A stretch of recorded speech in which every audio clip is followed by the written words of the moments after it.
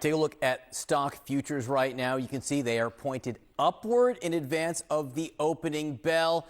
Investors seem to be reacting to the president or the White House backtracking on tariffs on electronics, including smartphones and computers. Though after they backtracked, they forward tracked. Is that what you would call it? They've reversed themselves again and again and again. With us now is chief economist at Moody's Analytics, Mark Zandi. So what about that? First, tariffs on everything. Then, over the weekend, quietly, a pause or an exemption for smartphones and computers. But then yesterday, Lutnick and others saying, no exemption. Exemption is a four-letter word here. What are investors supposed to take away from this? I'm not sure, John. I've got whiplash from all of it. On again, off again, which country, which product, over what period of time. I mean, this can't be good. I mean, I know businesses are sitting on their hands because they can't make hide nor hair of what's going on. So they, can't make a decision here, can't invest, can't trade. Investors obviously are glued to the ups and downs and all arounds on trade policy. So today it's up, at least this moment it's up. It could be down big time, an hour or two from now when the market opens. Consumers are concerned about it. They can't figure out what's going on, and they're going to start seeing prices rise here pretty quickly. So, we've talked about it a lot, John. The uncertainty is very thick, and as long as it continues, it's going to be a heavy weight on the economy, and another couple, 3-4 more weeks of this, and I think we'll be in recession. Another 3 or 4 weeks of this in recession. Yeah. I just don't see any way around it. I mean, I think still hope that the president and the administration finds an off-ramp here, and the trade war de-escalates. I don't know if we're ever going to get back to the kind of tariffs we had before, but if they go back down to something that's more manageable and stable, then maybe we're able to navigate through. But once the price increases start, that's a tax increase on American consumers in the form of higher prices. It's going to start to weaken consumer spending, and consumers are already, on edge and ready to pull back. And if they pull back, that's when businesses start laying off workers. And once that happens, once the layoffs begin, it's too late. We're in recession. Let's take a stab at talking about the bond market, which I think a lot of us who are not experts over the last week, we've heard a lot about it. We hear that that's what spooked the president for him to back off the reciprocal tariffs. The bond market is still unhappy with the White House, even as it continues to back off and pause things. What you're looking at right now on the screen, what our viewers are, is the chart of the 10-year bond yield. And what people need to know is that when the chart goes up, in theory, that's a problem. And there is a sharp increase over the last few weeks. But my question, Mark, is that it's a sharp increase, but it's still lower. The yields are still lower than they've been at times in the past. So what is so concerning to you and others about this sharp increase? Yeah, it's a great question. In times of crises like the ones we're in, obviously now, this one self-induced, but it's a crisis nonetheless. Global investors flock to the United States. They come buy our bonds and buy our other assets. They view us as the global safe haven. This has been the case for a couple centuries. We've been the place that people go. We're money good. If you've got a problem anywhere on the planet, even back in the financial crisis, the problem started here, but people viewed us as the safe haven, the AAA credit. The money comes flowing in. And that's really important because that brings down interest rates and the cost of borrowing, and it allows for the availability of credit in a very difficult time.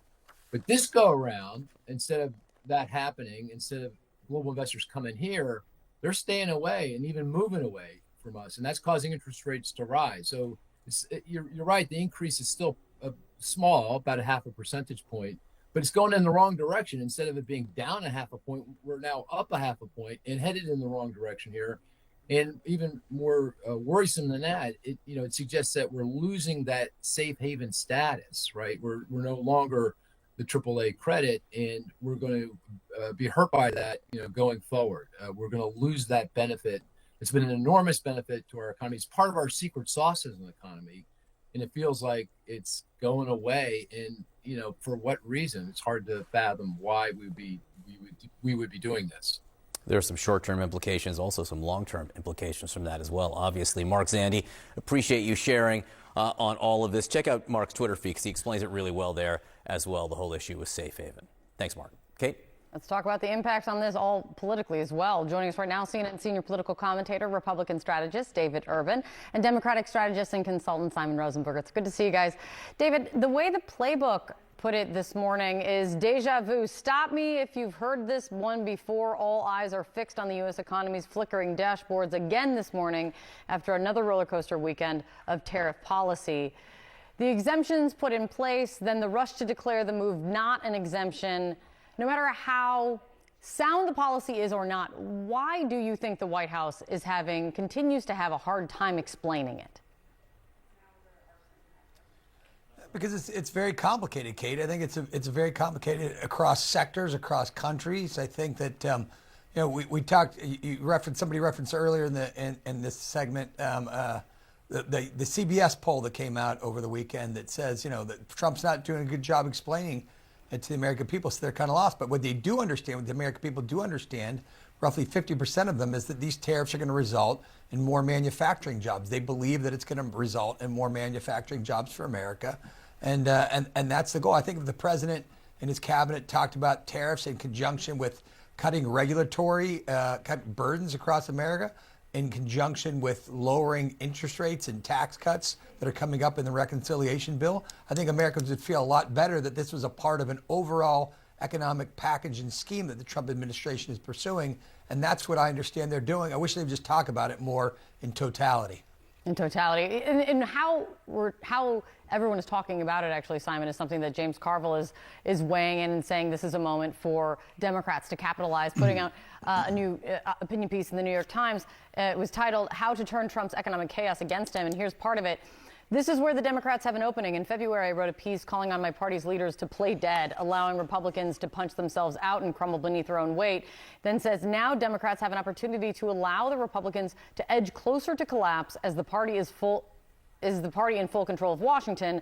Let's please not become the story again and get in their way. And he goes kind of point by point on his suggestions, which is focus on prices, don't talk about the market, talk about 401ks, make the message local is kind of just part of his suggestion.